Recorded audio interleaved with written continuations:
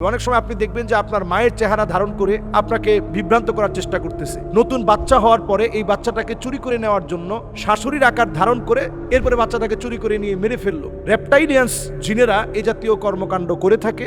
মানুষের আকৃতি ধারণ করে জিনেরা যে ধোঁকা দিয়ে থাকে, এটাকে বর্তমান প্রযুক্তির ভাষায় রেপটাইলিয়ান্স বলা হয়। এই রেপটাইলিয়ান্স বা মানুষের আকৃতি ধারণ করে বিভিন্নভাবে মানুষকে ধোঁকা দেওয়া, এটা জিনদের একটা প্রক্রিয়া আমরা বলতে পারি। এবং এই প্রক্রিয়ায় জিনেরা সাহাবাই কেরামের সামনে সুরাকা নামক ব্যক্তির আকার আকৃতি ধারণ করে যখন ধোঁকা দিচ্ছিল, ফেরেশতারা আসার কারণে তখন তারা আর ধোঁকা দিতে পারে না এবং ভয়ে সেখান থেকে পালিয়ে যায়। তাহলে এটা খুবই স্বাভাবিক বিষয় যে এই জাতীয় ঘটনা ঘটতে পারে, যে জিনেরা বিভিন্ন আকার ধারণ করে মানুষকে ভয় দেখানো অথবা ক্ষতি করা অথবা ক্ষতি সাধন করার চেষ্টা করা, বিভিন্নভাবে জাদু করার যে প্রবণতা, এই প্রবণতা তৈরি হতে পারে। রেপটাইলিয়ান্স এই প্রবৃত্তি অথবা এই ধরনের প্রবণতা তৈরি হওয়া খুবই স্বাভাবিক বিষয়। এটা তৈরি হলে নানাভাবে মানুষ ক্ষতির সম্মুখীন হবে। অনেক সময় আপনি দেখবেন যে আপনার মায়ের চেহারা ধারণ করে আপনাকে বিভ্রান্ত করার চেষ্টা করতেছে। নতুন বাচ্চা হওয়ার পরে এই বাচ্চাটাকে চুরি করে নেওয়ার জন্য শাশুড়ির আকার ধারণ করে এরপরে বাচ্চাটাকে চুরি করে নিয়ে মেরে ফেললো।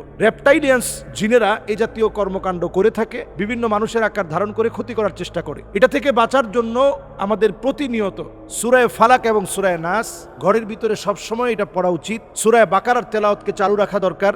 উচ্চ কণ্ঠে এখন কোরআনুল কারীমের তেলাওয়াত ছেড়ে রাখা দরকার। সূরা ফালাক, সূরা নাস, আয়াতুল কুরসি, সূরা বাকারা, এই তেলাওয়াতগুলোর মধ্য দিয়ে এ জাতীয় যত রকমের দুষ্ট চক্রের চক্রান্ত আছে, এই চক্রান্তগুলো থেকে আল্লাহ রাব্বুল আলামিন হেফাজত করবে।